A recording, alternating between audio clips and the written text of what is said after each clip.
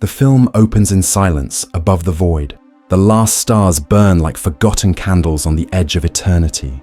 Their light trembles against the black, fragile and ancient, carrying the memory of all that once was.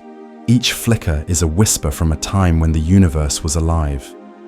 When gravity wove galaxies from dust, when fusion lit the dark with promise, when space was young enough to dream but time, relentless and unfeeling, pulls at the seams of creation, stars exhaust their fuel. Collapsing into silence, galaxies drift apart. Their light stretched thin until it dissolves into invisibility. And the universe, once a blazing cathedral of motion and color, begins to cool. Endlessly, irreversibly, the temperature falls toward absolute zero, atoms slow, radiation fades, and energy, the pulse of existence, disperses into nothing. What remains is not chaos, but something eerily precise, a vast and perfect stillness, the geometry of space-time itself invisible, weightless, indifferent. It endures when matter has vanished and time has no meaning. A structure carved not from stone or light, but from mathematics, the last echo of the laws that once shaped the cosmos. This is not the story of fire or collapse, but of stillness, a universe dying not with a scream, but with a whisper so faint it becomes pure form. The cold architecture of existence, drawn in silence, endless and eternal. This is the story of the shape that outlives the stars, the cold geometry of a dying universe. It began not in the depths of space, but in the quiet hum of an antenna. On a rooftop in Holmdel, New Jersey, two radio astronomers were listening for something entirely different. Signals from the Milky Way, perhaps, or interference from distant stars. The year was 1965. The sky above them seemed ordinary. The air shimmered with summer static, and the wind carried the faint metallic creak of their great white horn-shaped antenna. But through that instrument, Arno Penzias and Robert Wilson would hear something no human being had ever truly heard before. A sound that was not a sound, a faint, persistent hiss, a background whisper that came from every direction, and from no place at all. They tried everything to erase it. They recalibrated, retuned, scrubbed the antenna clean of dust and pigeon droppings. But the noise remained, steady, isotropic, inescapable. It was as if the universe itself were breathing softly into their receiver. What they had found, though they could not yet know it, was the oldest light in existence, the afterglow of creation itself, a remnant from the moment the universe first became transparent, when the primordial fireball cooled just enough for light to escape into space. That light had traveled for nearly 14 billion years, redshifted and stretched by the expansion of the cosmos, until it fell into their hands as a faint microwave signal, barely 3 degrees above absolute zero. This discovery would change cosmology forever. The cosmic microwave background, or CMB, became the first tangible proof that the Big Bang was not theory, but history before it. Many still clung to the idea of a steady state, an eternal universe, infinite and unchanging, where new matter was continually created as galaxies drifted apart. It was an elegant vision, serene and timeless, but the hiss of microwaves that bathed the entire sky told another story. It told of a universe that had once been young, dense, and unimaginably hot, of a moment when energy condensed into matter. When space itself inflated faster than light could move, the steady state gave way to the dynamic, a universe that had a birth, and therefore perhaps a death. The afterglow revealed more than light. It revealed motion, history, and entropy. It revealed that the universe was cooling in its earliest age. The cosmos was a storm of plasma photons collided endlessly with free electrons, scattering in every direction, unable to travel far before being absorbed again. Light could not move freely. The universe was opaque, a brilliant white furnace of pure radiation. But then, around 380,000 years after the Big Bang, something extraordinary happened. As expansion continued, the fire thinned and cooled. The temperature fell to around 3,000 Kelvin. Still hotter than the surface of most stars today, but cool enough for electrons to finally settle into orbits around atomic nuclei. For the first time, neutral hydrogen formed, and suddenly, Light was free. That first light, the photons set loose at the moment of recombination, has been traveling ever since. Stretched by cosmic expansion, cooled by distance and time, it now fills the universe as a faint microwave glow, uniform to nearly 1 part in 100,000 too. Look into the CMB is to see the last scattering surface, as a vast cosmic horizon marking the end of the universe's blinding youth and the beginning of its long descent into silence. When Penzias and Wilson's discovery was announced, scientists across the world turned their eyes and their equations toward this cosmic whisper. At Princeton, a team led by Robert Dicke had been searching for the same signal, guided by the theoretical predictions of physicists like George Gamow, Ralph Alpher, and Robert Herman, who had estimated decades earlier that a residual heat from the Big Bang must still linger around a few degrees above absolute zero. When the Bell Lab's data arrived, Dicke famously said to his colleagues, "Well, boys, we've been scooped." But what mattered most was not who found it first, it was what it meant.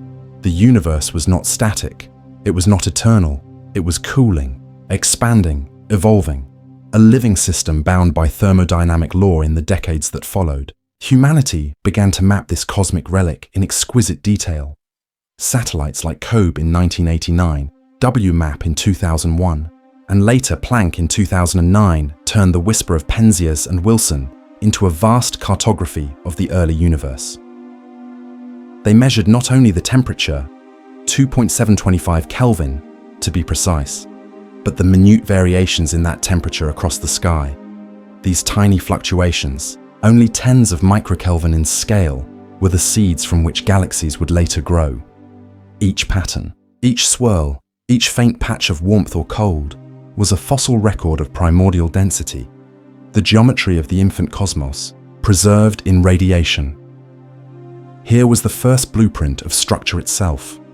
The CMB became a kind of cosmic mirror, showing the universe as it once was, but also hinting at how it would end, because as scientists studied it, a quiet, unsettling truth began to emerge. The CMB was not just evidence of a hot beginning. It was proof of an inevitable cooling each year. The radiation's wavelength lengthens ever so slightly as space stretches. The universe is expanding, and with it, the background light fades into deeper shades of cold. In billions of years, the CMB will redshift out of the microwave band entirely, becoming radio waves so faint that no observer could ever detect them. It is a countdown written in temperature. At the dawn of light, 3000 Kelvin today, 2.7 Kelvin. In a trillion years, perhaps only fractions above absolute zero, the cosmos is not burning out in flame. It is dissolving into frost. Realization reshaped physics at its foundation. A universe governed by expansion is a universe governed by entropy. The second law of thermodynamics: energy spreads, gradients vanish, differences even out. The same principle that cools a cup of tea in a silent room also cools galaxies in a silent void. And yet, in that relentless decline lies an elegant design, a symmetry written in decay. The very mathematics that describe the fading of heat also describe the formation of stars, planets, and life, for without the gradient between hot and cold, nothing could move, think, or exist. The universe's slow cooling is both the source of all order and the promise of its end as telescopes refined their vision. The perfection of the CMB became its own kind of mystery. It was astonishingly uniform, the same temperature to within 1 part in 100,000 across the entire sky. How could such vast regions, separated by distances too great to have ever communicated, be so precisely alike? This horizon problem gave rise to one of the most powerful ideas in modern cosmology: inflation theory. In the earliest fraction of a second, the universe expanded exponentially faster than light, smoothing and flattening space-time, ironing out irregularities, and scattering quantum fluctuations into the seeds of structure we observe today. It was a burst so brief and so profound that it still shapes the geometry of everything. From atoms to galaxies, through inflation, the CMB became not just evidence of the Big Bang, but a coded map of its earliest heartbeat. When the Planck satellite released its final full-sky map in 2018, it was the most precise image ever made of the universe's first light. Every tiny ripple, every fluctuation, Every subtle shift in temperature was measured and analyzed. From this cosmic fingerprint, scientists derived the universe's age, its composition, and even its shape, approximately 13.8 billion years old, roughly 5% ordinary matter, 27% dark matter, and 68% dark energy, a composition that determines its fate. But within that perfection lurked something more haunting. The data confirmed that the universe's expansion is not slowing, it is accelerating. And as it accelerates, the cooling deepens. The CMB became a time capsule of warmth in a universe destined for cold.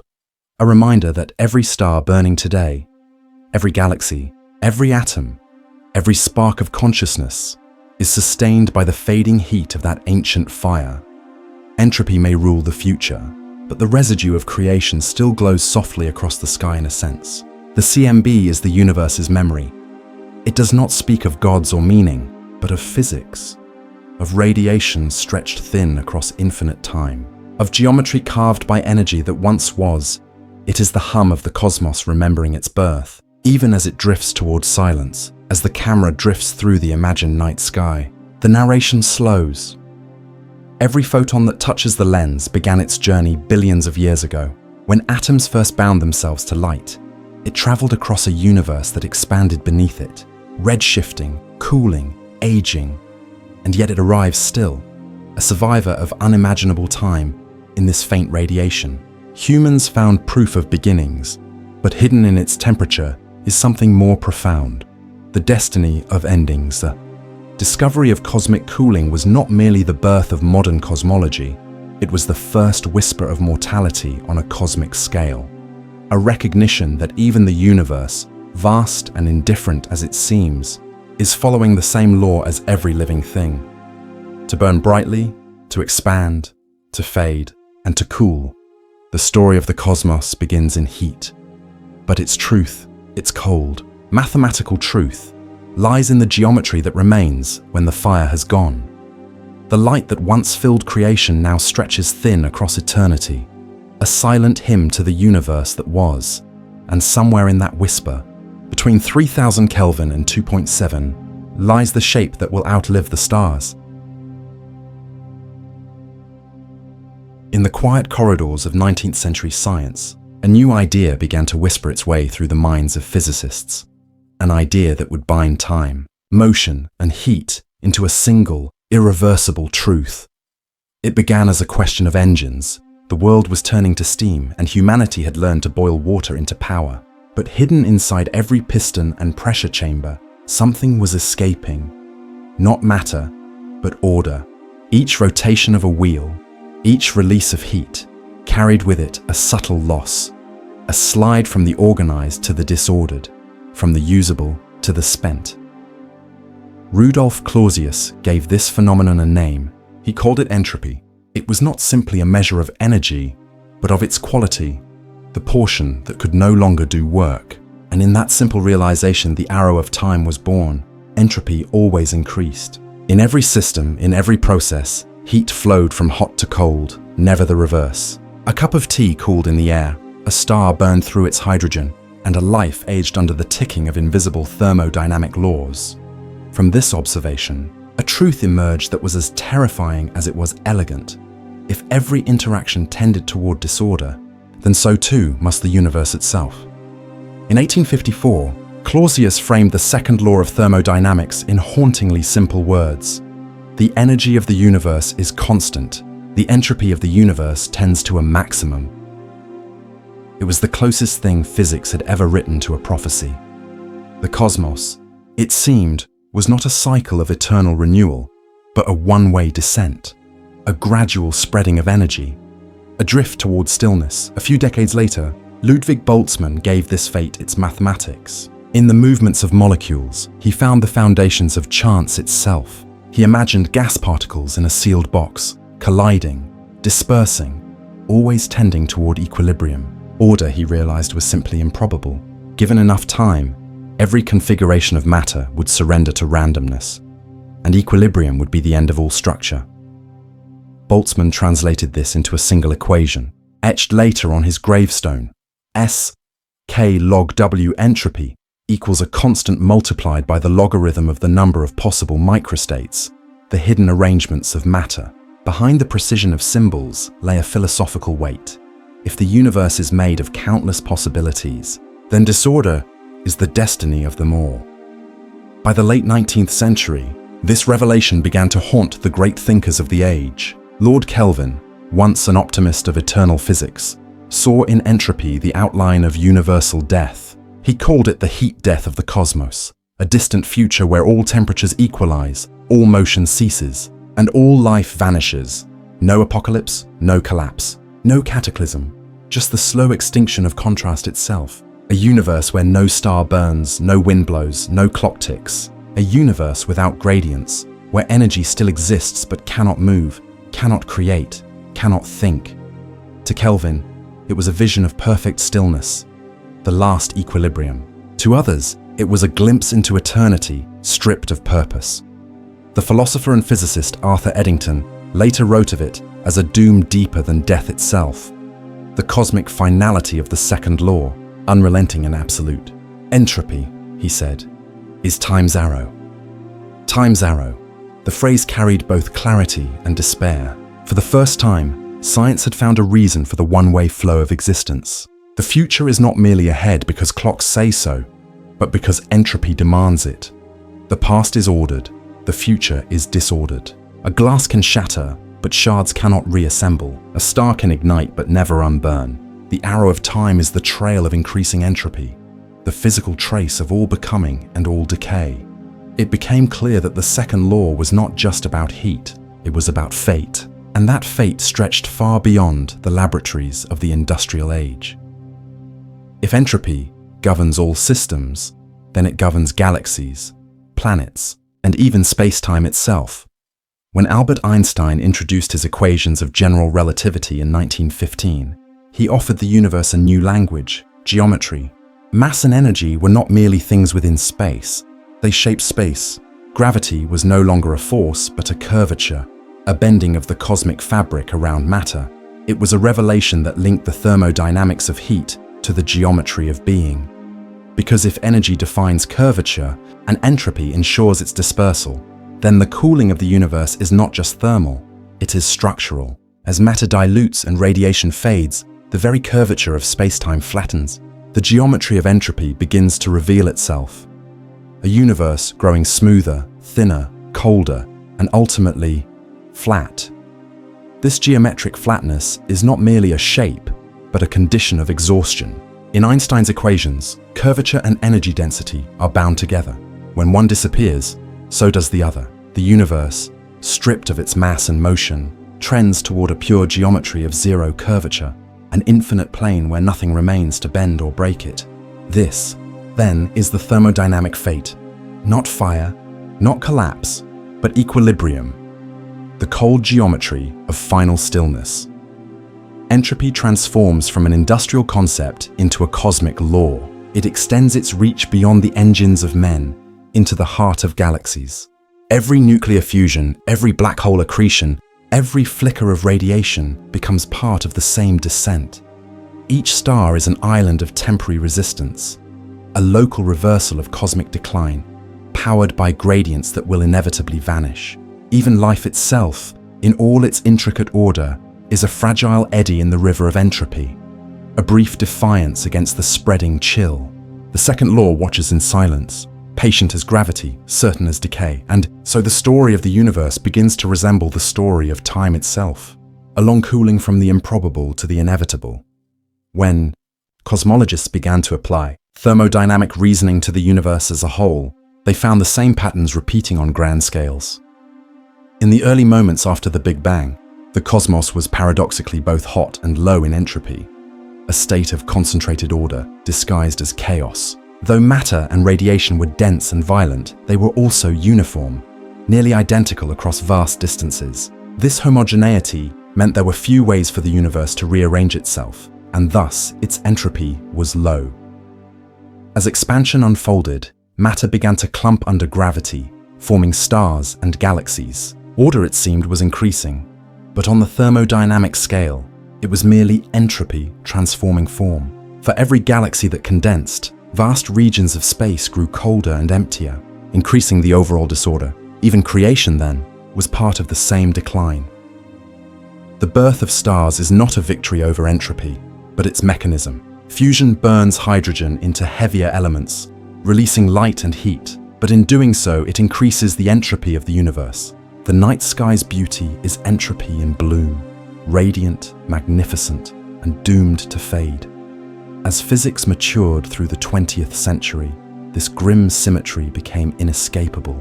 No law of motion, no symmetry of quantum theory, no hidden loophole could reverse the second law. Entropy, once a curiosity of heat engines, became the spine of reality. The Austrian physicist Erwin Schrödinger, pondering the existence of life, described living organisms as feeding on negative entropy, local exceptions carved from universal decline. But even these exceptions are temporary. They borrow order from their surroundings and repay it with greater disorder elsewhere. Every heartbeat, every spark of thought, every star's flare is an act of thermodynamic borrowing. The debt is always repaid. In this balance sheet of the cosmos, death is not a catastrophe. It is equilibrium reclaiming its due. To grasp the full extent of the universe's thermodynamic fate, scientists began to extrapolate forward, billions, trillions, and quadrillions of years into the future. As expansion continues, galaxies will drift farther apart until even their faint light cannot cross the dark. Stars will exhaust their fuel, collapsing into white dwarfs, neutron stars, and black holes. Over unimaginable eons, those remnants too will fade. Black dwarfs cooling toward absolute zero, black holes evaporating through Hawking radiation. And then, at last, the cosmic temperature will fall to its final limit. The same everywhere, unchanging forever.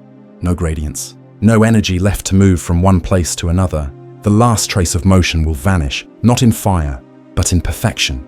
The heat death, the great freeze, will arrive quietly, not as an ending, but as the completion of a law first written in the furnaces of Victorian engines.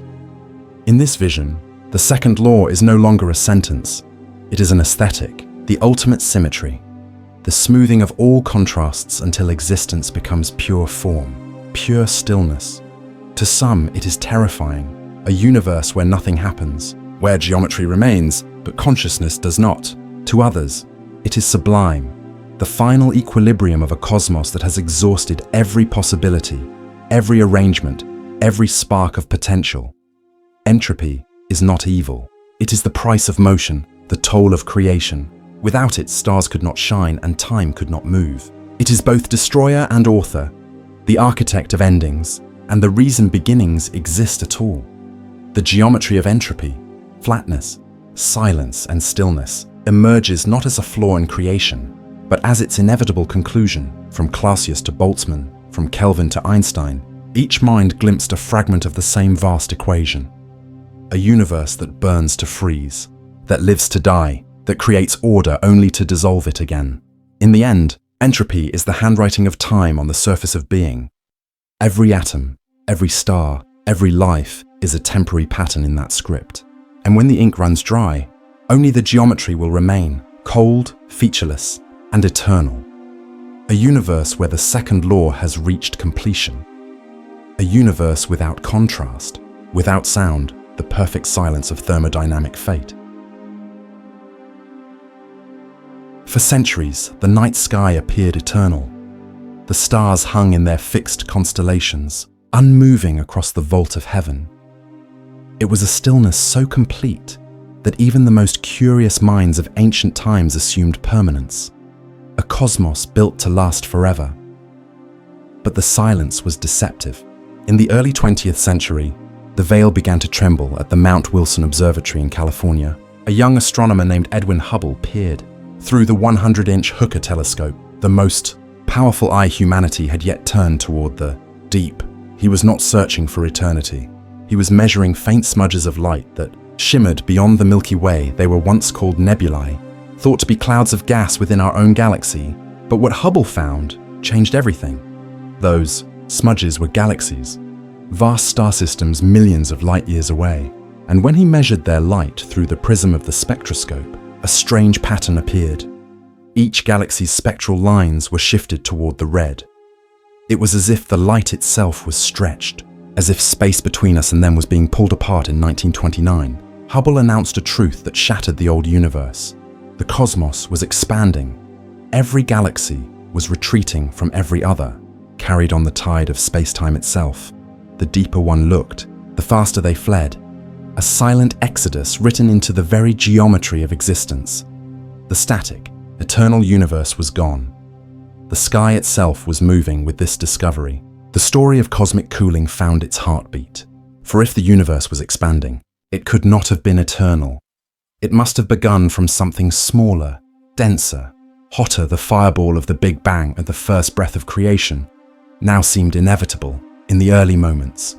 Radiation ruled the newborn cosmos, blazed with unimaginable energy. But expansion was its undoing. As space stretched, energy diluted, temperature fell. Light that once roared across the young universe now drifted in a longer, colder wavelength. The expanding universe was not simply growing, it was fading, and each second that passed deepened the cold for decades. Cosmologists debated how this expansion might end. Gravity, they reasoned, could not be ignored forever. Perhaps it would one day overcome the outward rush, halting the expansion and reversing it. Galaxies might fall back inward, the cosmos collapsing into itself in a final inferno, a big crunch.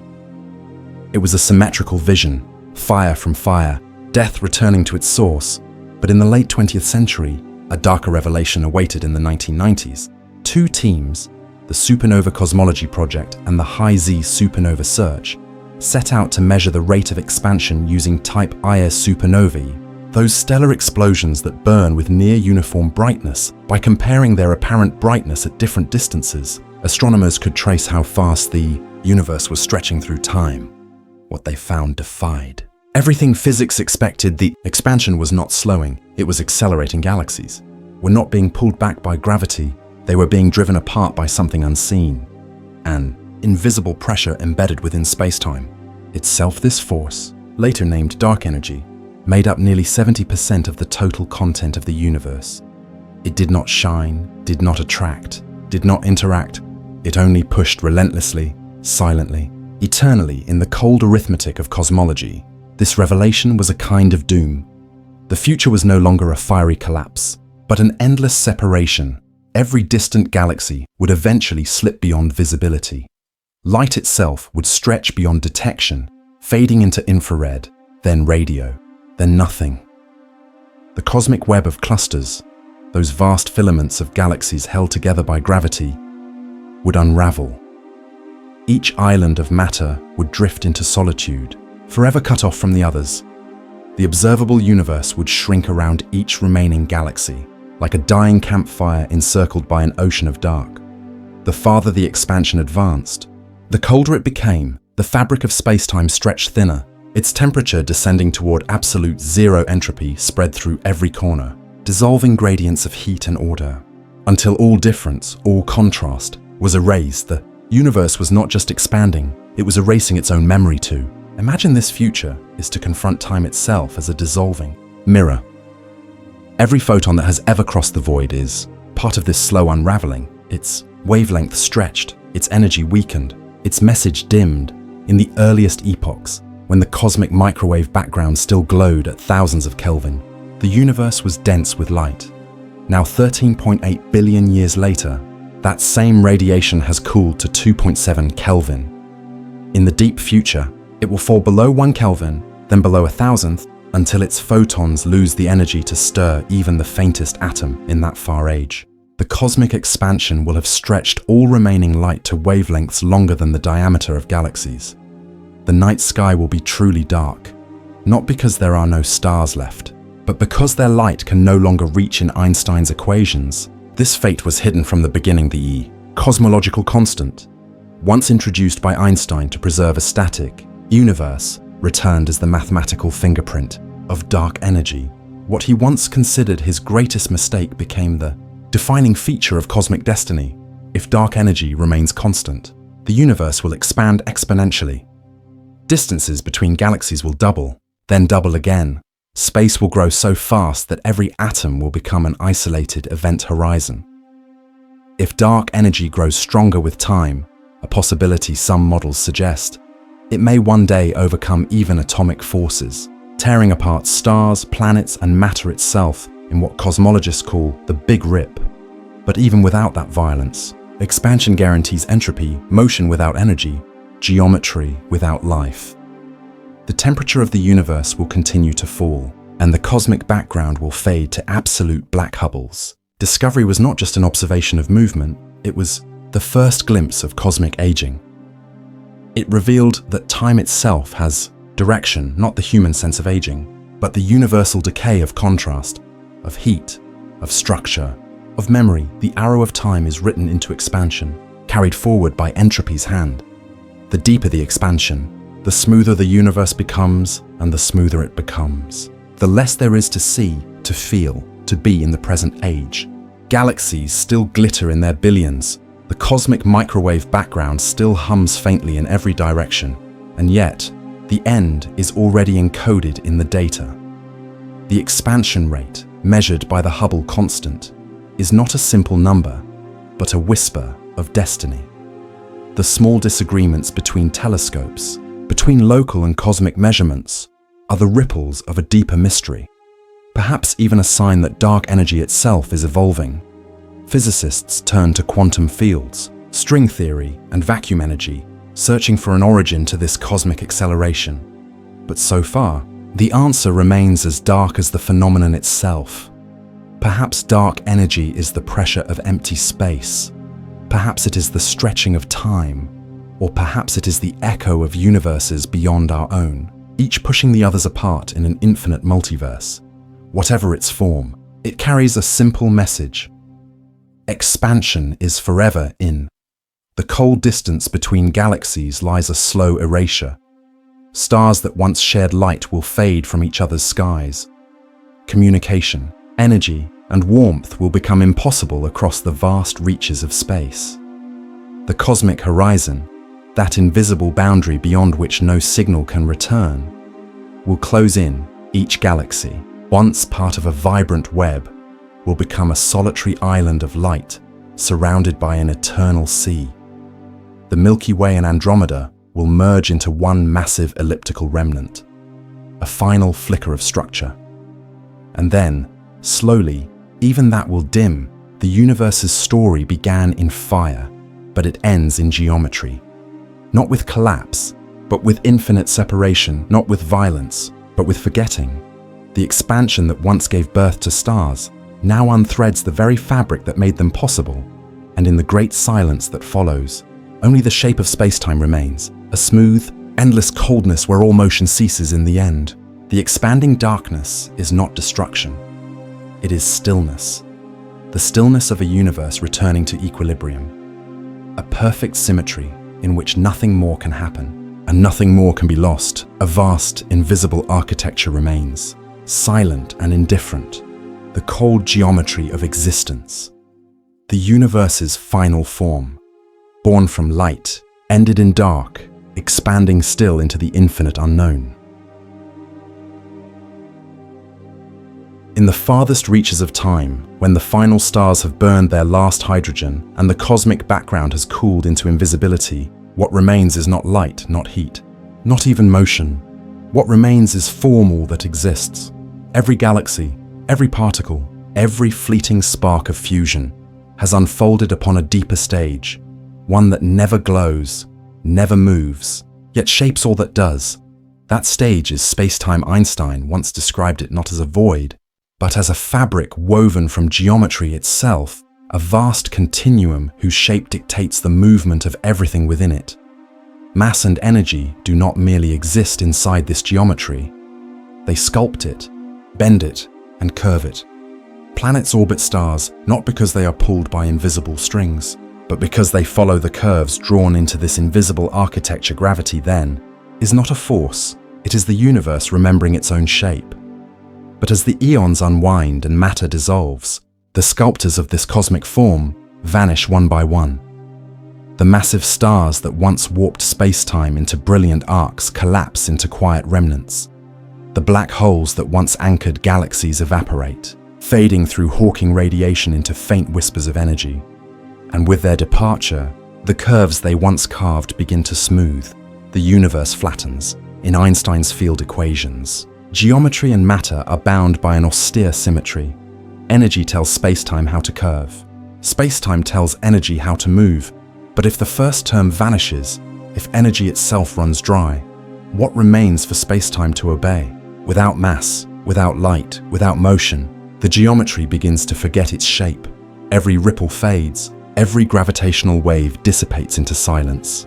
The once living fabric of the cosmos grows still, like a pond settling after the last stone is thrown. It is a vision both haunting and beautiful, the final flattening of everything. To see this in the mind's eye is to imagine a universe drained of contrast.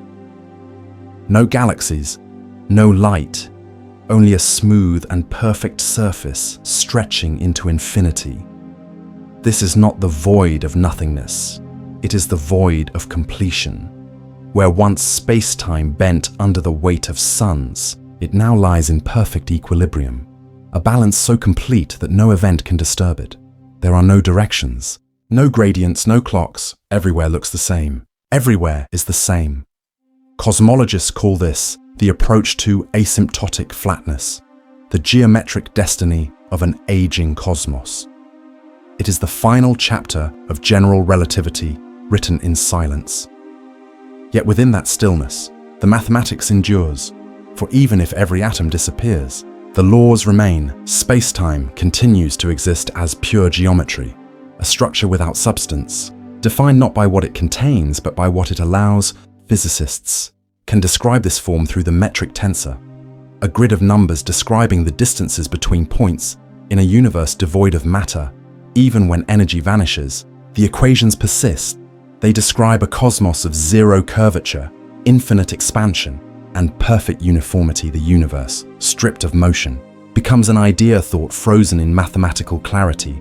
But for a time, not all motion ceases in the quantum depths. The vacuum still stirs. Heisenberg's uncertainty principle forbids absolute stillness. Even in perfect emptiness, virtual particles flicker in and out of existence, borrowing energy from nothing for a moment shorter than time itself. They are the last remnants of activity, the final whispers of the laws that once gave rise to everything. These quantum fluctuations ripple faintly across the geometric fabric, tiny wrinkles of probability, ghost-like echoes of what was once creation itself. Yet even these are not eternal. Some physicists, including Stephen Hawking, have speculated that in an infinitely expanding and cooling universe, the energy of these fluctuations too will decay, that the quantum foam will flatten, that uncertainty itself will freeze. At that point, geometry stands alone. The vision of Einstein's cosmos, once dynamic, elastic, alive, becomes pure abstraction. A geometry without actors, without story, without change. In such a universe, the equations of general relativity remain true, but meaningless. No observer exists to measure. No particle remains to trace the curve. It is, in a profound sense, the end of physics, and yet it is not nothing. Mathematically, the universe remains describable. The structure persists as pure relation, distances between points that no longer correspond to anything physical. It is a ghost of existence, a framework left behind when all substance has departed. Philosophers of science have long wondered whether geometry itself is reality. Is space-time merely a map of the physical world, or is it the world itself? If everything vanishes but the map remains, has the universe truly ended, or merely been distilled into its purest form? The Greek philosopher Plato imagined an ideal world of perfect forms, unseen, eternal, mathematical. Perhaps in its final state, the universe becomes exactly that. The tangible dissolves into the abstract, matter becomes mathematics, existence becomes geometry. In this cold and perfect geometry, time itself loses meaning. For time too is a measure of change. And when change ceases, time dissolves. The metric that once separated before from after flattens into simultaneity. The universe no longer evolves. It simply is in that state. Even the word universe falters. What exists is not a place or an event, but an equation, a silent structure, stretching endlessly, containing nothing, yet defined by everything that once was. It is the final equilibrium, the completion of entropy's long climb, The geometry that survives is not cold in temperature, but cold in meaning. It no longer hosts warmth, movement, or purpose. It is pure order, the final victory of equilibrium over creation, and yet there is a strange beauty in this stillness. The same beauty found in the final note of a symphony that fades into silence. For the silence is not absence. It is the shape left behind by the music. In that sense, geometry is not the death of the universe. It is its memory, the imprint of everything that once burned, collided, expanded, and lived. It is the universe's last act of remembrance. To visualize this cosmic end is to imagine a sea without ripples, an ocean whose surface reflects nothing, because nothing remains to disturb it. Each galaxy, each atom, each photon, once a wave upon this sea, has dissipated into equilibrium. Only the surface remains, infinitely flat, infinitely calm even. The dark energy that drives expansion eventually fades into the same perfect uniformity. The acceleration slows as the vacuum approaches balance. The energy density falls towards zero. Space-time becomes a single, frozen idea, neither expanding nor contracting, beyond tension, beyond motion in theoretical physics. This end state is sometimes described as de Sitter space, a vacuum dominated by a constant energy that defines its curvature. But as the cosmos approaches heat death, that curvature tends towards zero. The horizon expands beyond reach, flattening into infinity. This is Minkowski space, the geometric ideal of nothingness, the mathematical ghost of everything that once was. And here, perhaps, geometry transcends physics altogether. The universe becomes not an event in time, but a timeless statement, an equation complete and eternal. The geometry itself is the survivor, unmoving, unchanging, yet all-encompassing. Some physicists suggest that even this quiet end may not be final. Quantum cosmology leaves open the possibility that geometry can fluctuate, that new universes may one day emerge from its stillness. Born from quantum tunneling or vacuum decay if true, then geometry is not just the last survivor, it is the seed. The silent origin from which new realities may one day bloom, but whether or not such rebirth occurs, the principle remains: geometry is eternal. It existed before matter, and it endures after it. The universe began as geometry in motion. It ends as geometry at rest, in the final silence. There are no galaxies left to see the shape of space, no consciousness left to ponder its perfection. Yet the laws remain, inscribed in the cold and invisible structure that once held the stars. The last survivor is not a particle, not a photon, not a field. It is form itself, the pure geometry of space-time, stripped of all content, yet still existing as the quiet echo of everything that once was in the end. The universe does not vanish. It simplifies. What began as light and fire ends as mathematics and stillness. The cosmos falls silent not because it is gone, but because it has become perfect, a pure and flawless geometry, the final survivor of eternity. There comes a time in the universe when the lights no longer rise, when the glow of hydrogen and the pulse of fusion are nothing, but old myths carried on the memory of atoms, the last suns sputter, like fading embers and fall into the long dark. Cosmic night begins. This is the black hole epoch, the age of black silence, an age so far ahead that language itself bends beneath its weight 10 to the power of 100 years. From now, a number too vast to measure by clocks or minds, the universe will be a graveyard of frozen worlds and extinct constellations. Once, gravity carved galaxies out of chaos, pulling light into form now.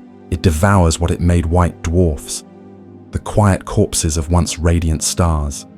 Cool beyond red, beyond memory, beyond light, they become black dwarfs, invisible monuments of failed fire. Their heat leaks into the expanding void until they are colder than the space around them, each atom inside. Then moves so slowly that time itself seems to have stopped. Planets circle these extinct cinders. Their oceans turn to stone. Their atmospheres collapsed into frost. There is no dawn. There is no shadow. Only silence so deep it becomes a geometry of its own. In this silence, black holes rule. They are the last engines of structure in a universe that has forgotten how to shine.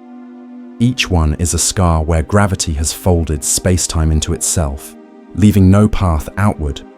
They do not burn, yet they radiate, faintly, invisibly, through the slow whisper of Hawking radiation. A process predicted by Stephen Hawking in 1974, born from the marriage of quantum mechanics and general relativity. The idea that the vacuum is never truly empty, that pairs of virtual particles are born and destroyed in the blink of a Planck moment near the edge of a black hole, the event horizon. One of those twins can fall in while the other escapes. The black hole, robbed of a fragment of energy, grows lighter, it evaporates, but it does so with the patience of eternity. A black hole, the mass of a star, will take around 1067 years to vanish. A supermassive one, like the dark heart of a galaxy, could take 10,100 years, a 1 followed by 100 zeros, time so vast that every atom in existence will have outlived its own purpose long before in those unimaginable ages. Light itself becomes rare photons stretch as the universe expands, their wavelengths pulled longer and longer until they fade below all detection. Even motion slows. Galaxies, once rushing apart, drift into invisibility, each island of matter sinking into isolation. What remains of the Milky Way will long have merged with Andromeda, a silent elliptical, shadow-bound around the remnant black hole at its center. That black hole will be all that's left, a dark monarch in a realm. Without stars, slowly, imperceptibly, it leaks its energy into the cold vacuum until the radiation of its death matches the background temperature of the cosmos itself. The universe will grow darker still. It is here that time ceases to mean what it once did. In the human sense, time is marked by change, by motion, by decay, by renewal. But in this epoch, change occurs too slowly to define duration. 1 billion years might pass without an event worth naming. The arrow of time flattens, stretched across an expanse of near immobility. Entropy has nearly won. The universe approaches its heat death, the final state of maximal disorder, where no gradient of energy remains to drive thought or structure or life. And yet, even in that silence, the quantum field still trembles. Vacuum fluctuations ripple faintly through the emptiness, ghosts of motion where there is nothing to move. But as black holes evaporate and temperature falls toward absolute zero, even these quantum murmurs begin to fade. The cosmos cools toward equilibrium, a perfect stillness where geometry itself becomes the only survivor picture. The black holes shrink like dying coals, their event horizons shrinking, their curvature unwinding. What once consumed stars now dissolves into radiation. Each last photon drifts outward into infinite emptiness, redshifting forever, stretched until it ceases to exist as anything measurable. When the final black hole evaporates, the universe becomes transparent and featureless. No atoms remain, no forces act. No forms endure, only geometry. The shape of spacetime itself continues, but even that geometry, once rich with curvature and tension, now trends toward flatness.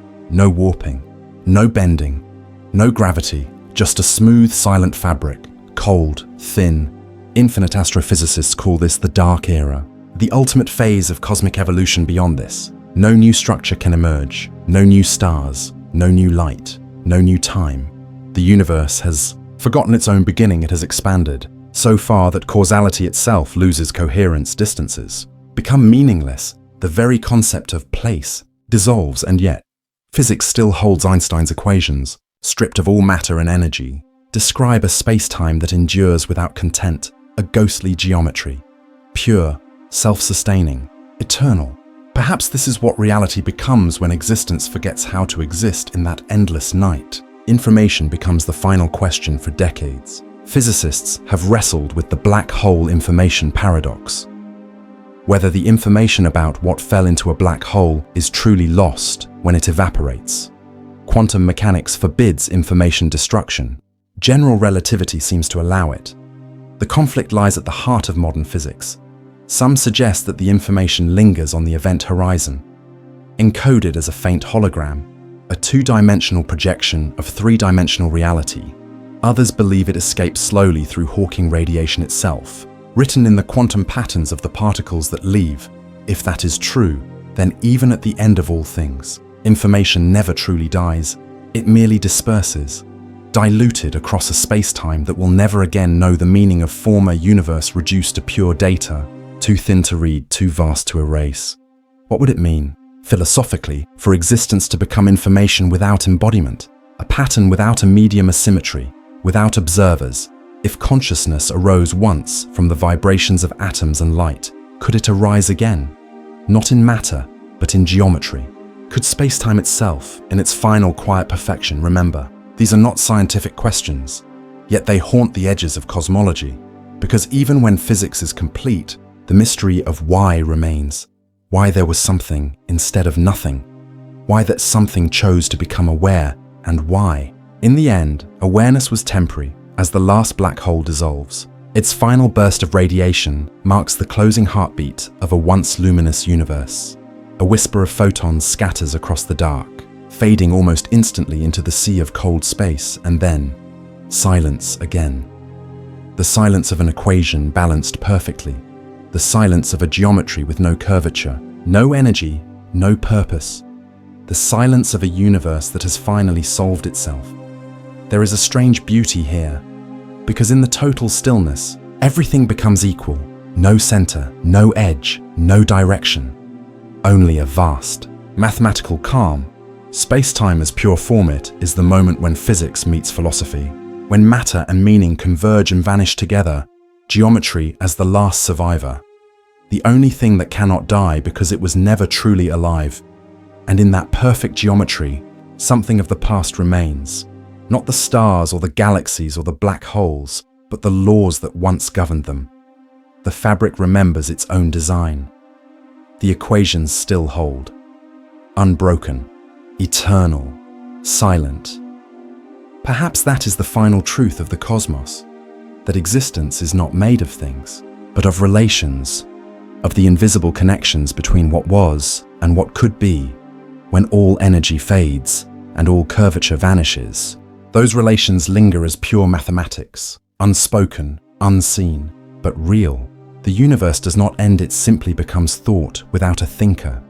Billions upon billions of years after the last light dies, the cosmos will be indistinguishable from nothing, yet that nothing will still be structured, still defined, still described by geometry, the faint echo of being, encoded in the symmetry of what remains. The age of black silence is not merely death, it is transformation, a return to origin, a universe reduced to its most abstract self, still here, still everywhere, still waiting. The screen fades to black. The narration slows to a whisper. The universe does not vanish into silence. It becomes silence itself.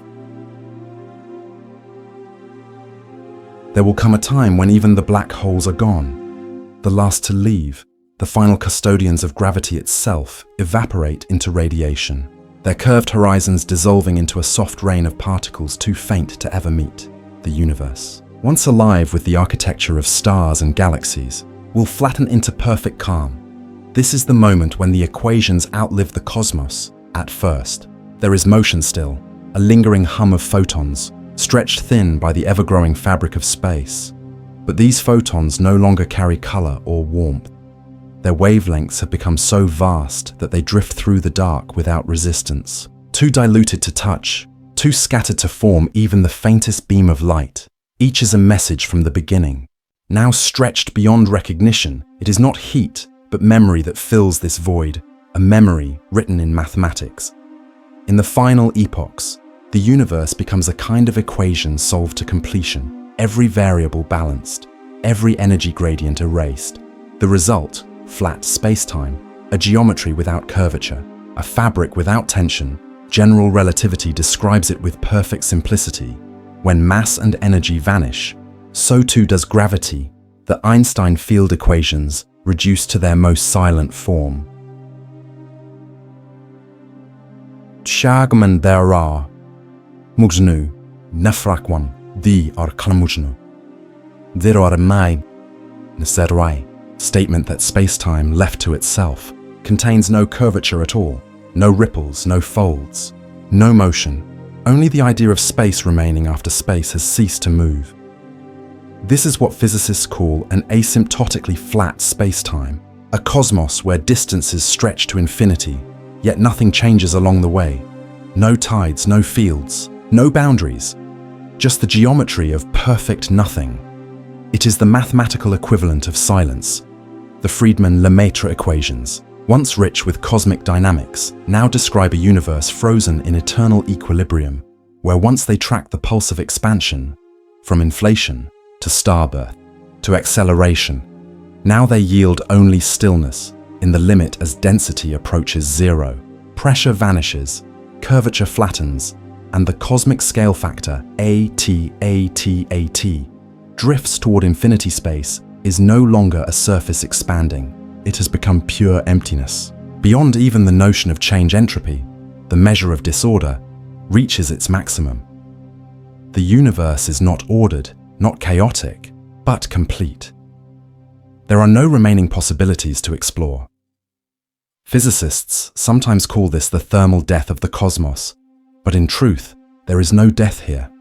There is no life to contrast it with. Instead, it is a kind of still mathematics, the universe having calculated itself to the final digit. The dance between energy and gravity, curvature and time, collapses into a single symmetry. Every parameter of the early universe, density, expansion rate, dark energy, converges towards zero. Infinity, or equilibrium. Beyond that, the words lose meaning. Only form remains in this era. Matter is not absent. It is irrelevant. A lone proton could wander a trillion light years without meeting another its half-life. If decay truly occurs, would long since have dissolved it into radiation. Neutrinos drift endlessly, their ghostly presence filling the void with statistics rather than structure. The background temperature of space falls below 10 to 30 kelvins, so low that no motion is distinguishable from stillness, even quantum fluctuations. Those last flickers of uncertainty that gave birth to all galaxies are stretched beyond coherence, each Planck-sized. Tremor has been redshifted into non-existence. And yet, even in this perfect stillness, the laws remain. Relativity still describes the shape of a space-time that can no longer bend. Quantum mechanics still governs a vacuum that contains no field strong enough to fluctuate. The universe, in a strange sense, continues to obey, even though there is nothing left to obey it. It is here that cosmology begins to dissolve into philosophy. If there is no matter to curve space, and no motion to define time, can space-time still exist? Or does the geometry itself depend on the presence of energy to give it meaning? In the same way that a melody ceases to exist without vibration, perhaps geometry ceases when curvature vanishes. The stage and the play were never separate things, they vanish together. Some cosmologists argue that even in the final flatness, the metric of space-time endures a mathematical vacuum, infinite and inert, continuing without substance. Others suspect that when energy and mass are truly gone, space-time itself must evaporate, not with noise, but with forgetting, because in the absence of energy, the concept of distance cannot be measured without change. Time has no reference without curvature. Geometry becomes a ghost of description. Perhaps the last truth of the universe is that there was never space at all, only the relationships between what once filled it. In this view, existence was never a collection of things, but a pattern of relations, a cosmic web, not of matter, but of meaning, each atom once connected to the rest through fields, gravity, radiation, a network of interactions that defined being itself. When those relations end, when no particle communicates with another, reality itself may fade from definition. To be real might require interaction without it. The universe is neither something nor nothing. It simply ceases to be describable, and so the narration slows, each moment drawn out like a breath held too long. The camera of imagination pans across infinite stillness, a lightless horizon where curvature has flattened into peace.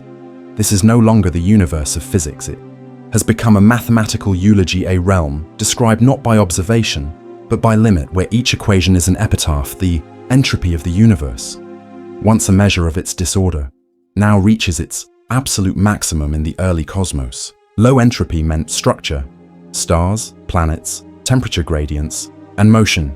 Each difference was an opportunity for transformation. Now, with every gradient erased, the universe has reached thermal equilibrium. There is no higher state to evolve toward. The great statistical machinery of nature has achieved its most probable outcome: stillness. In this final equation, probability itself has frozen. Every microstate has become identical. From a physical perspective, this final state could last forever. There is nothing left to change it, nothing to restart the cosmic clock, no more inflation, no quantum bounce, no new Big Bang emerging from the ashes yet. Theoretical cosmologists still debate whether the story truly ends here. Some hypothesize that quantum tunneling could cause regions of this empty space to fluctuate, rare and random, birthing new universes within the vacuum. In the inflationary multiverse model, these fluctuations could generate new cosmic bubbles indefinitely, each with its own space-time, its own laws. If that is true, then the end of one universe is merely the pause between breaths of an eternal cycle. If not, then this is truly the final state, an asymptotic silence that never concludes. The philosophical weight of such a vision is immense. If space-time becomes eternal but static, is eternity still meaningful? If nothing changes, can time be said to pass? Perhaps time itself is nothing more than change measured by consciousness. And when consciousness is gone, time ceases as well. The final equation may describe not just the death of physics, but the death of experience. The disappearance of any distinction between what is and what is not. What remains is not existence, but form, the mathematical outline of being. Devoid of content in that perfect, motionless flatness, geometry becomes the last survivor. It holds the memory of curvature, of expansion, of stars and collisions, encoded not in matter, but in the rules that once governed them. The Einstein tensor still defines how space-time should curve, but there is nothing left to curve it. The equations still speak, but there is no world to listen. The universe has become the language itself. The story reduced to grammar, the poem without sound if viewed from outside, if outside still had meaning. This final universe would appear indistinguishable from nothing, a boundless, empty symmetry, a total absence that is nevertheless complete. And yet, in that flat geometry, the essence of all that was, every star, every life, every quantum event is still present as potential, encoded in the rules that once allowed them to exist. The past does not vanish. It becomes structure without manifestation, like a melody whose notes have stopped vibrating, but whose mathematics remains perfect and eternal. This is the final equation, not written in chalk or stone, but in the balance between all contradictions, energy and void, curvature and flatness, existence and non-existence. It is the equation the universe has been solving since its first moment. And at last, it has found its solution. No remainder, no instability, no sound, just symmetry. Perhaps that is the most haunting truth of all, that the ultimate end of everything is not chaos, not explosion, not collapse, but perfect mathematical stillness. A silence so complete it becomes beauty. The cosmos, once filled with noise and fire, resolves into a single eternal note. Inaudible, infinite, exact, the narration fades into near silence. The universe began with an equation of light and ends with one of silence. For even when all that exists is gone, the laws that allowed it to exist remain unbroken, unchanging, forever solving themselves in the dark. The universe has ended, and yet, the vacuum is not still, it breathes, faintly, invisibly, even in the absence of matter, even in the silence of a flattened cosmos. The quantum fields remain. They stretch across space-time like invisible fabric, restless and uncertain, their tremors too subtle for any remnant observer. If observers still existed, to detect in this eternal night, nothingness is never truly nothing, because the laws that govern emptiness forbid perfect stillness. At the smallest scales of existence, beneath the Planck length where geometry loses definition, the vacuum seethes particles flicker into being and vanish again. Virtual, fleeting, but real enough to leave their imprint on the cosmic ledger. This is the final paradox of physics. Even the void is alive. Quantum field theory describes this haunting dance with mathematical precision. Every point in space is filled with energy, a field fluctuating around a mean of zero, but never reaching it. From this chaos emerge the transient ghosts known as virtual particles, photons, electrons, quarks, borrowing energy from nothing, returning it before time notices in the present-day universe. These fluctuations shape everything: the force between atoms, the behavior of stars, the very structure of the vacuum that gives rise to the cosmological constant, the energy of empty space. And in the far future, when galaxies have dissolved and black holes have faded, these same fluctuations remain the only actors on the stage. No light, no motion, no curvature. Only the trembling of the void. Physicists have long wondered if these fluctuations are merely noise, or if they are seeds of something new. For if quantum mechanics allows space to fluctuate, might not those fluctuations someday birth entire regions of spacetime, bubbles of existence, expanding from the vacuum like new universes emerging from the corpse of the old? This idea is not fantasy, but theory. It rises from the mathematics of quantum cosmology and the strange legacy of cosmic inflation in the earliest moments after the Big Bang. A field known as the inflaton may have driven an exponential expansion, a doubling of space every 10 to 35 seconds, smoothing and cooling the universe.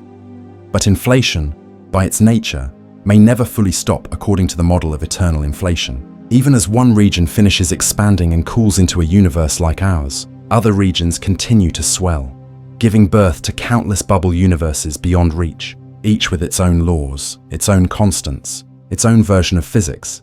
If that is true, then the death of one cosmos is not the end of the story. It is merely a pause in an infinite chain of awakenings, a geometry falling asleep in one region, dreaming itself alive in another, even in the final, frozen flatness, when entropy has reached its maximum and all gradients are gone. Quantum fluctuations could, in principle, trigger a vacuum transition. A region of the vacuum could suddenly decay into a lower energy state, releasing a burst of potential energy. An event indistinguishable from a new Big Bang, a new space-time, detached from the parent universe, expanding on its own. This is known as vacuum decay, and in the language of physics, it is not a poetic metaphor but a calculable possibility. In some equations, the vacuum we inhabit may not be the true ground state of the universe at all, merely a metastable plateau, destined one day to collapse into something deeper, more fundamental. When that decay occurs, the old geometry ends instantly, replaced by the new creation, rewritten through annihilation. To visualize this is to peer into a mystery both terrifying and beautiful. Imagine the last horizon of our universe, infinite, flat and lightless. Then at some point within it, perhaps after 10,000 years, a tiny region fluctuates, a single quantum tremor escapes its mathematical balance, energy condenses, pressure builds, and in an instant, space-time ruptures into expansion. A new inflationary epoch begins. Small at first, then exponentially vast, racing toward infinity at a pace beyond comprehension. Within this newborn geometry, the constants of nature are rewritten. The charge of the electron, the strength of gravity, the mass of the Higgs field, all recalibrated by the dice roll of quantum uncertainty. A new cosmos dawns, blind to the one that came before from the ashes of geometry. Geometry dreams again. This vision, known as the multiverse, divides physicists. Some see it as the natural consequence of known equations, an unavoidable result of quantum physics applied to space-time. Others view it as a poetic illusion, an untestable speculation dressed in mathematics. But even among skeptics, the idea holds a strange power, not of hope, but of wonder, for it reframes the universe not as a singular event, but as a pattern, a fractal of creation and dissolution, endlessly recursive, endlessly self-consistent, each universe a note in an eternal chord, resonating through an infinite field of possibility. And if the underlying geometry truly persists, if the laws of mathematics remain constant across every rebirth, then the end of our cosmos is not a failure, but a continuation. The equation never stops solving itself. It simply writes a new line. Theoretical physicists like André Linde and Alan Guth, pioneers of inflationary cosmology, have explored these consequences with cautious fascination in their models. The universe is not a single expanding bubble, but a multiverse sea, where inflation continues eternally in some regions, while others cool into universes like ours.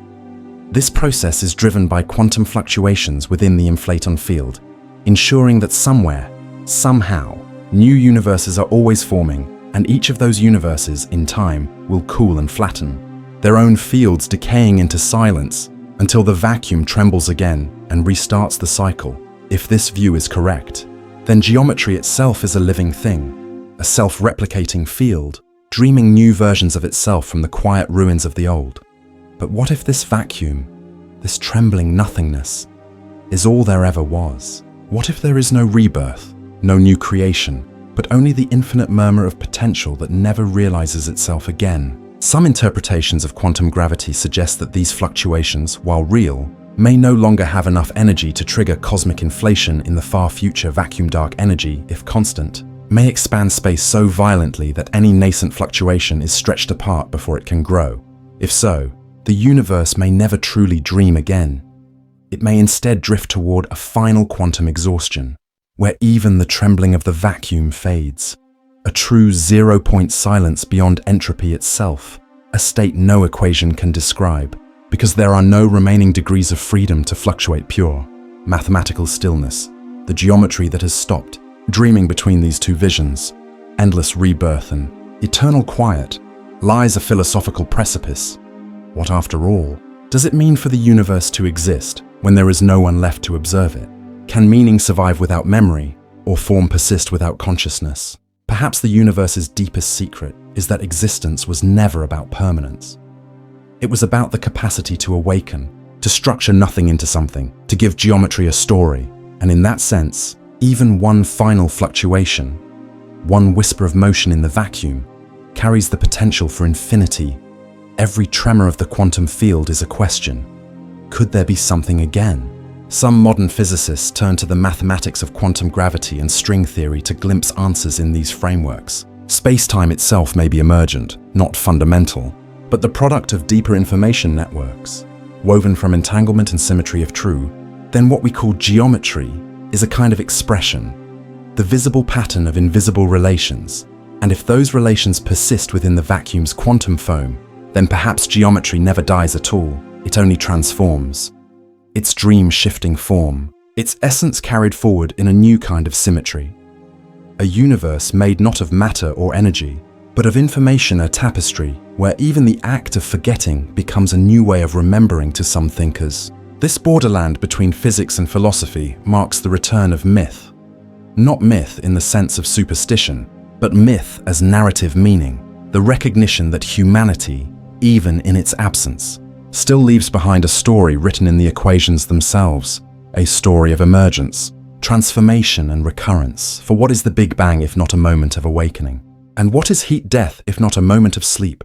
The universe breathes in equations, its inhalation creation, its exhalation dissolution, and when it rests, when geometry lies perfectly flat, perhaps it dreams again in this final vision. The cosmos is not a machine but a mindless artist, sculpting form out of formlessness.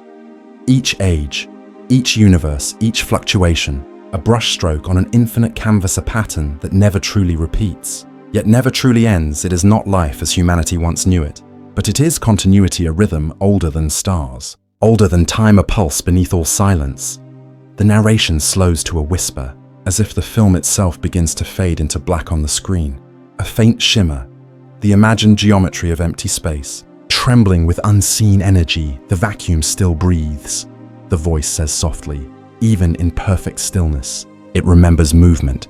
Even when space-time is cold, it remembers fire, and when all that is has vanished, the geometry that remains may dream again.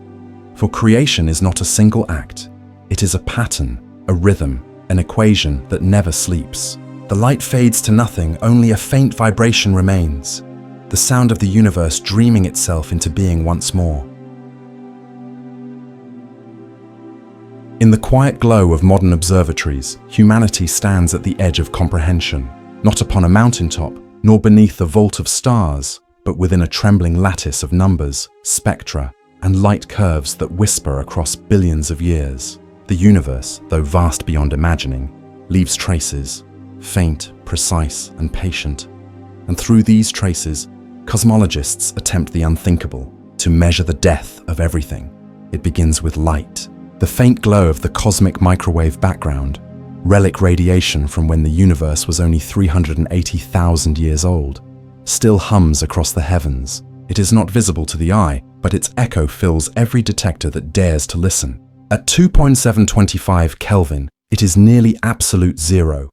Yet within its subtle fluctuations lie the fingerprints of cosmic geometry, how flat or curved space itself truly is. Missions like Planck have mapped these temperature ripples in exquisite detail, revealing a universe astonishingly flat, its curvature nearly zero, its expansion balanced between collapse and infinite openness. But perfect flatness carries a quiet dread. It means the cosmos will never fold back upon itself. It will only expand, slowly, endlessly, until even expansion forgets what it meant to move. To confirm this fate, astronomers turn to light far younger, from supernovae, the brilliant deaths of massive stars. In the late 1990s, two independent teams measured the brightness of distant Type Ia supernovae, expecting to find evidence that cosmic expansion was slowing. Instead, the light told another story. The galaxies were fleeing faster than expected. The expansion was accelerating. That single revelation upended a century of cosmological assumption, birthing one of the most mysterious entities in all of physics: dark energy. No telescope has ever seen it. No equation has ever described it completely. Yet it dominates everything.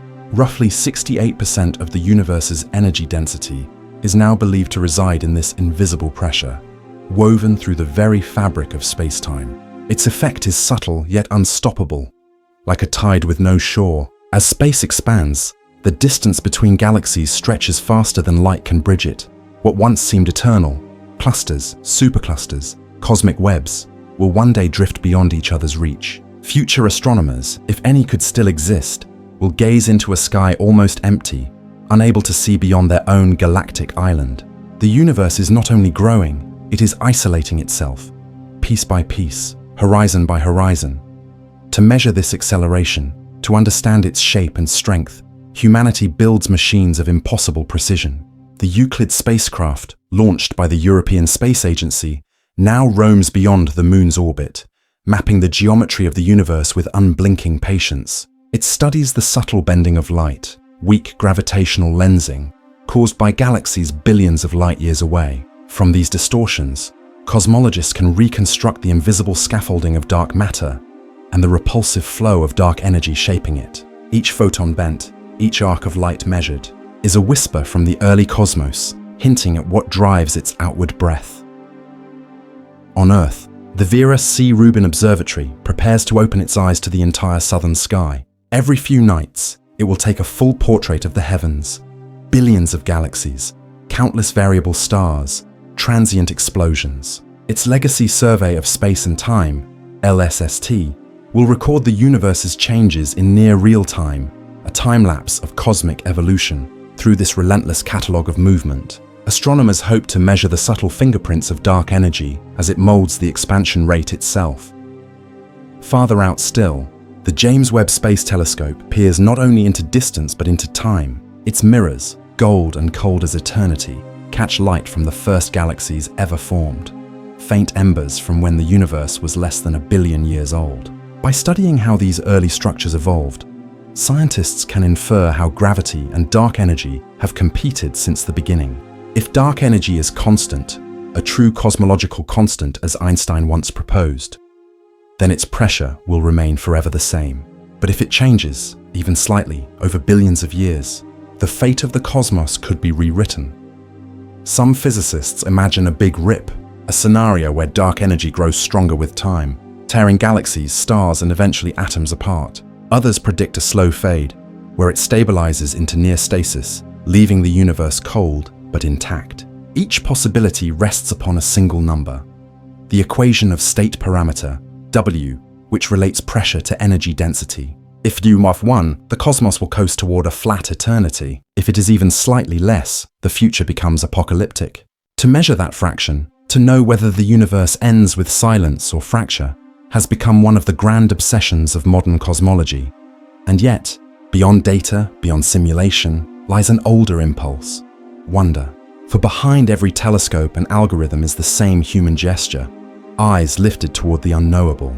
Physicists speak of curvature, redshift, entropy, But what they are truly measuring is finitude, the knowledge that all things, even time itself, may one day dissolve into meaninglessness. In that awareness, there is both terror and beauty, because the act of observing the end is paradoxically an act of defiance. In laboratories on Earth, teams cool sensors to near absolute zero, aligning mirrors so finely they can detect the breath of photons from galaxies billions of years old. They work knowing that every measurement is a message from a dying light, that by the time the data reaches them, entire stars have ceased to exist. Their instruments do not merely record, they commune with absence. Each observation is a small act of resurrection, pulling something long dead back into consciousness for a moment. Even the cosmic microwave background, the oldest observable light, is fading. As the universe expands, its wavelength stretches, its energy diminishes. One day, the cosmic background will redshift beyond detectability. Not gone, but diluted into wavelengths so vast that no observer could distinguish it from nothingness. The last record of the Big Bang will slip quietly beneath the noise floor of physics. To study this fading signal now is to read the final legible sentence of existence before it turns to static. And so the present becomes the only vantage point from which the infinite can be seen. Humanity stands midway between origin and oblivion, armed with equations and questions that might never be resolved. The geometry of the universe, open, closed, or flat, is more than a matter of shape. It is destiny. An open universe will expand forever. A closed one will someday collapse. A flat one hovers in fragile equilibrium, balanced upon the edge of eternity. Measurements from Euclid, from Planck, from Webb, all point to that delicate flatness. Not a circle, not a sphere, not a saddle, but an endless plane, a cosmos that neither loops nor ends, but continues, diluting into infinite cold. Yet even here, at the height of knowledge, the mystery remains whole. Every answer unfolds into another question. Is dark energy a property of spacetime itself, a true cosmological constant, or the echo of a deeper quantum field? Could it fluctuate, decay, or transform into something new? Might it, in some unimaginable aeon, ignite another Big Bang? Not as rebirth, but as continuation, the universe reusing its own silence to start again. The telescopes record, the simulations run, the theories diverge, but all point toward the same horizon, one that no light can cross. The accelerating expansion ensures that beyond a certain distance, galaxies vanish not through destruction, but through unreachable separation. They slip beyond the cosmic event horizon, where their light can never reach us, no matter how long we wait. It is not death by fire, but by solitude. The universe is not collapsing into blackness. It is drifting into forgetfulness. And so, amid the silence of high-altitude domes and frozen detectors, the act of observing becomes sacred. To record a photon, to chart a distant orbit, to map the whisper of a forgotten galaxy, these are rituals of remembrance, because every piece of data gathered today may someday be all that remains of a cosmos that once shimmered with stars. The search for the universe's shape continues. Each measurement of cosmic curvature is not merely geometry but prophecy. If space is truly flat, then the expansion will never stop. The galaxies will drift farther apart, stars will extinguish, and the universe will settle into an infinite, frigid twilight. If it is closed, gravity may one day overcome expansion, folding the universe back into a final collapse. A big crunch perhaps to precede another explosion, another cycle. And if it is open, the story never ends, it only thins. Matter dissolving into radiation, energy evaporating into meaninglessness. In each scenario, time becomes strange, stretched, and nearly sacred, a language the universe uses to count its own fading moments. Modern cosmology does not simply study this, it stands within it. Every discovery is both revelation and requiem. The instruments of the Euclid mission and the eyes of the Webb telescope do not just look backward in time, they also look forward into destiny. They remind us that to observe is to participate, that by measuring the end, humanity becomes part of the universe's memory, its last act of self-awareness. In the final silence, perhaps that will be enough, that something in the cosmos once knew it was ending and cared enough to look. There is a law written not in ink but in time, the second law of thermodynamics. It says that in every closed system, entropy must always increase. Order will dissolve, structure will fade, Heat will flow from the warm to the cold until there is no difference left to measure. It is a rule so fundamental that even the stars obey it. Yet within its quiet cruelty lies a deeper beauty. Everything that lives, burns, or dreams exists because it dares to resist it. In the beginning, the universe was pure heat. Moments after the Big Bang, all matter was radiation. A single luminous plasma, dense and brilliant beyond imagining. Temperature defined existence, and as expansion began, cooling followed. From that cooling came asymmetry, the smallest deviations, the quantum wrinkles in a field of perfection. Those wrinkles became galaxies, stars, and worlds. Entropy increased, yes, but within its spreading disorder, islands of pattern began to form. The universe did not fight entropy, it shaped itself through it. For in order to lose heat, something first must have it. And in that possession lies creation. Every star is a story written in fire. Hydrogen pressed under gravity's weight fuses into helium, releasing energy that radiates outward as light and warmth. It is a balance between collapse and explosion, between order and dissolution. The star shines not because it escapes entropy, but because it channels it, transforming potential into brilliance. That radiance travels across time and vacuum, fueling chemistry on planets billions of years away, awakening molecular motion into thought. The same thermodynamic imbalance that drives a supernova also powers a single neuron. Entropy gives rise to consciousness by allowing energy to flow, gradients to form, and structure to emerge, temporarily. Life itself is a rebellion made of heat. Every cell, every leaf, every heartbeat consumes energy to maintain order. To live is to delay the inevitable, to hold structure in defiance of equilibrium. But this defiance has a cost. To preserve local order, the surroundings must grow more disordered. In this sense, every act of life is a kind of trade, a temporary borrowing from the universe's total balance sheet. When the sun warms the oceans, when the oceans birth storms, when storms feed ecosystems, and when those ecosystems dream, entropy is being rearranged, not defeated. Life is not a violation of the law, it is its most elegant expression. Even thought is thermal. The firing of neurons generates heat, measurable in the faint infrared glow of the living brain. Ideas are the last echoes of stellar fire. Photons once born in a star's core, now transformed into electrochemical patterns in the skull of a thinking creature. Each memory, each dream, is a tiny flicker against the cold, powered by the same physics that once ignited the first light. And yet, like all flames, they fade. Synapses weaken, structures decay, and warmth disperses into the indifferent air. The memory of heat becomes a metaphor not just for temperature, but for impermanence itself. Entropy, in this light, is not destruction. It is forgetting. It is the universe slowly losing its ability to remember what it once was. When a glass shatters, it forgets its shape. When a star dies, it forgets its light.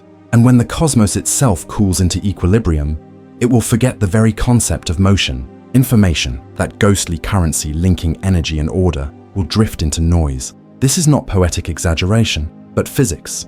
According to Landauer's principle, erasing a single bit of information releases a precise amount of heat. To forget is to burn, and the universe, in its long descent into equilibrium, is burning its own memory away.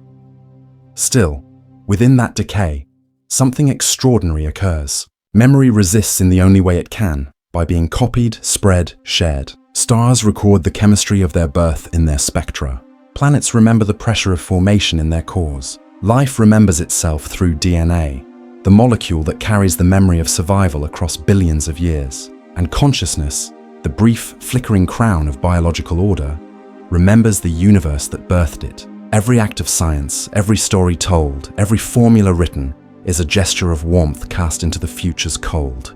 Through knowledge, entropy becomes self-aware. Physicists have long understood that information and energy are inseparable. In quantum mechanics, even the smallest system holds traces of the states it has passed through.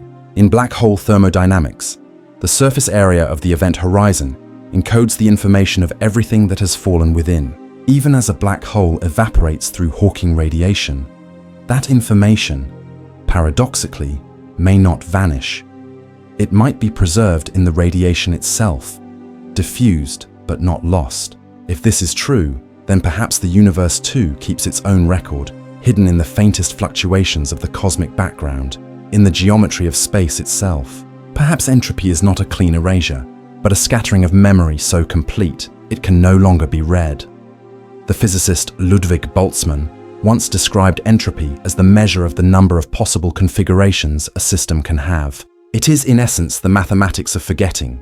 A structure with low entropy, a crystal, a living cell, a spiral galaxy, is rare, precise, and fragile. A structure with high entropy, a gas, a cloud, a dark void, can be arranged in countless ways. It has forgotten the details of its past. And so, as the universe evolves, it becomes not just colder, but vaguer, its identity blurred across infinite possibilities.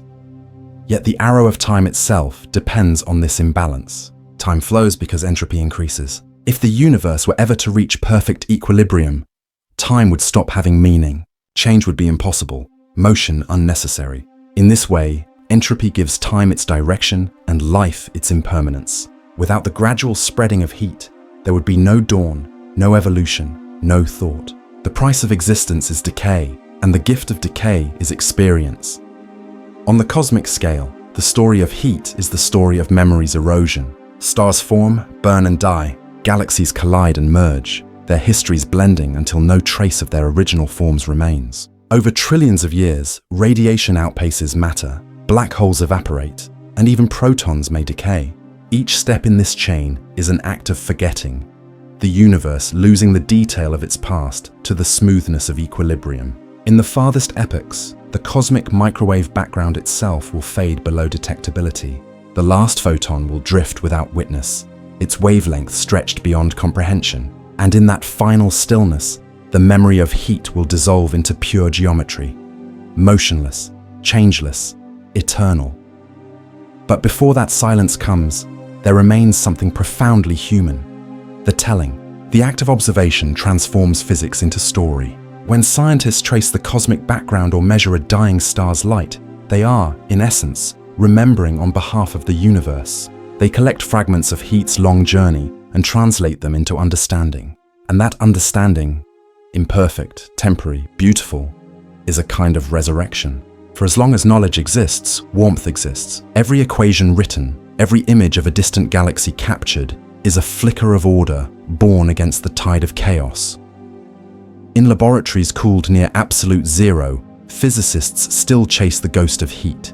They study fluctuations in vacuum energy, the thermodynamics of information, the faint ripples of gravitational waves that carry the aftershock of the Big Bang. Their instruments, designed to suppress noise, end up revealing it, the hum of the cosmos itself. And within that hum lies a truth older than stars, that everything moves towards stillness, but stillness is never absolute. Even emptiness trembles, even silence contains a faint echo of heat. From this perspective, the universe is not merely dying. It is remembering itself in its own fading light. The last radiation from black holes, the faint thermal vibration of atoms, the residual warmth of thought, all are signatures of an origin too bright to ever fully vanish. Heat becomes history. Entropy becomes memory written in the temperature of the void. And so the narration slows.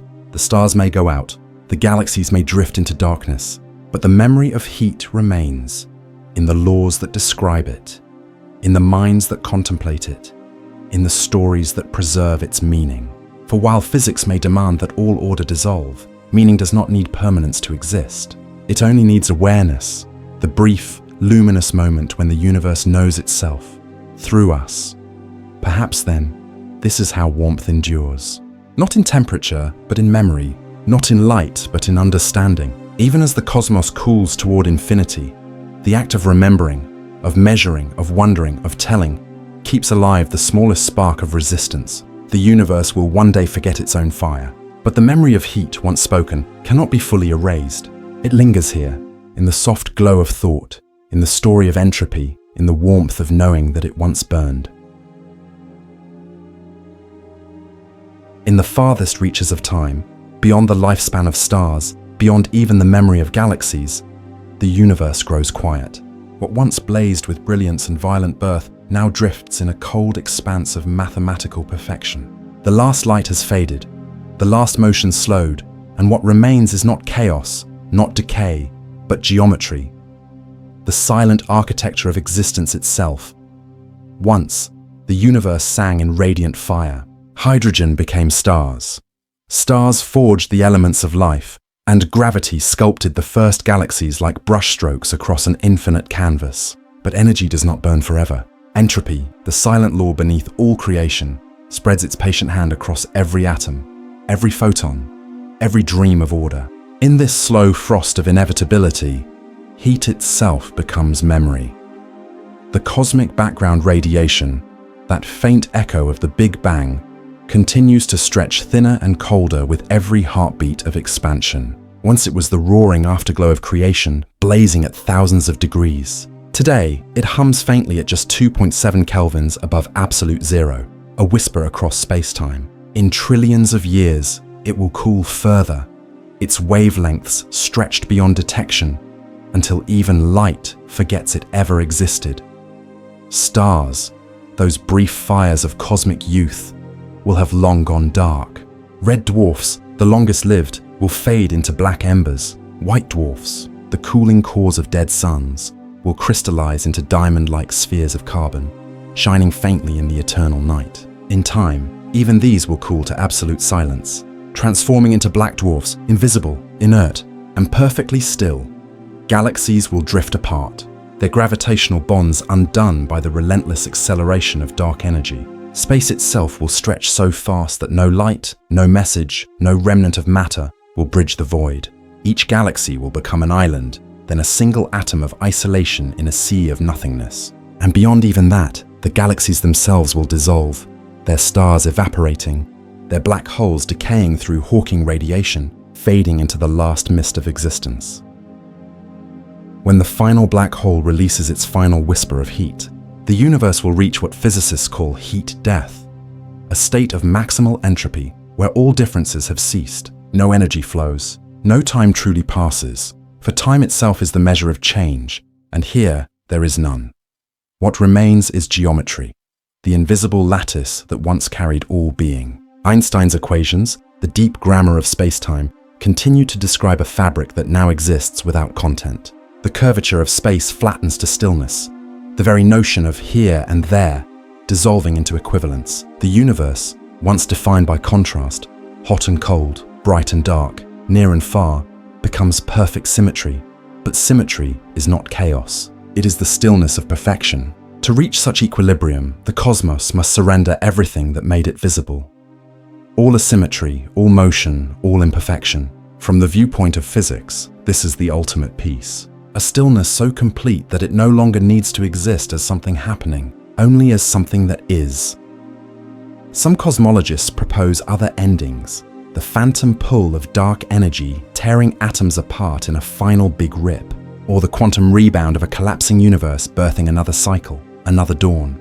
But if this version holds, the one of silence, of geometry alone, then the final state of reality is not destruction. It is the perfection of form without flame. Imagine a vast grid of space-time, infinitely expanded, infinitely cold, every point indistinguishable from every other. No color, no sound, no light, but still the structure remains. It is as though the universe has become its own equation, existing not as substance but as idea. The cosmos, once written in fire, becomes mathematics in its purest form. This vision is not without poetry. From the inferno of creation to the frost of eternity, the universe has always followed a simple balance. Energy becoming structure, structure becoming silence.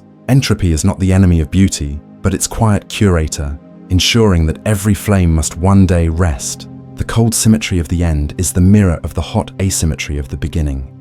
And somewhere, hidden in the deep logic of this cosmic cycle, lies a strange suggestion that perhaps death is not the opposite of being, but the return to perfect balance. Einstein once spoke of the cosmic religious feeling, that sense of awe before the rational order of the universe. He saw no God in the traditional sense, but a profound harmony in the way the equations themselves seem to know beauty. In this final epoch, as matter dissolves and only those equations remain, one might imagine that harmony revealed, the music of existence reduced to its final note, held forever in the still air of infinity. The human mind, born from chaos and flame, struggles to picture such emptiness. We are creatures of contrast, of light against shadow, sound against silence, But the end of the universe is not an annihilation of meaning, it is meaning resolved. Every particle, every burst of radiation, every thought ever thought has been part of the same equation unfolding toward rest. In the equations of general relativity, geometry and energy are intertwined. Mass tells space how to curve, space tells mass how to move. When all mass and energy are gone, the curvature flattens, the movement ends. What remains is pure geometry, the stage without the play, the law without the actors. It is strange comfort that even in death, the universe retains its elegance, that in stillness it finds completion. The ultimate equilibrium is not emptiness, but the perfect balance of everything that ever was. If one could stand at that infinite horizon, though no being could exist to see it, they would witness not darkness, but clarity, not a void, but a total equality of all things. It is the moment when every story ends not in explosion, but in understanding. In this way, the universe's final silence is not a failure of creation, but its fulfillment. The cosmos began in a symmetry, a fraction more matter than antimatter, a single imbalance that allowed galaxies, stars, and life. That slight imperfection was the seed of time itself. Yet, from the start, entropy has been drawing that imbalance back toward its source, unmaking difference, restoring the symmetry that was broken at the dawn of time. When the balance is complete, existence returns to its perfect geometry. Every particle that once burned, every atom that once sang in the heart of a star, becomes part of a timeless equation written across a spaceless void. For some, this ending seems cold, a universe without witness, without memory, without warmth. But perhaps warmth and witness were never its goal. Perhaps the cosmos simply dreamed of form, to take the shape of all possibilities, to live them out in fire and chaos, and to return, finally, to rest. There is a quiet philosophy in this, that existence may not end with destruction, but with completion. Just as a symphony resolves to its final chord, not in silence but in peace, so too might the universe. As the last vibrations of space-time fade, as the last traces of energy stretch into infinite wavelengths, the equations still hold. The geometry still exists, invisible, absolute, eternal. This is the final image, not a black void, but a vast transparency, a universe emptied of fire but filled with symmetry, where everything that once was continues to exist as pattern, as pure relationship. The fabric of space-time remains, a silent cathedral of mathematics, where no light enters and none leaves, yet the structure endures in perfect stillness.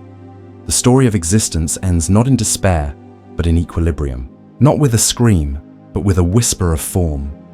And if there is beauty in beginnings, perhaps there is greater beauty still in endings. For every equation that began in the chaos of the Big Bang now rests, resolved and complete, in the cold geometry of a dying universe. In that final stillness, the cosmos is at peace, not gone, not broken, but finished. And silence, at last, becomes the sound of perfection.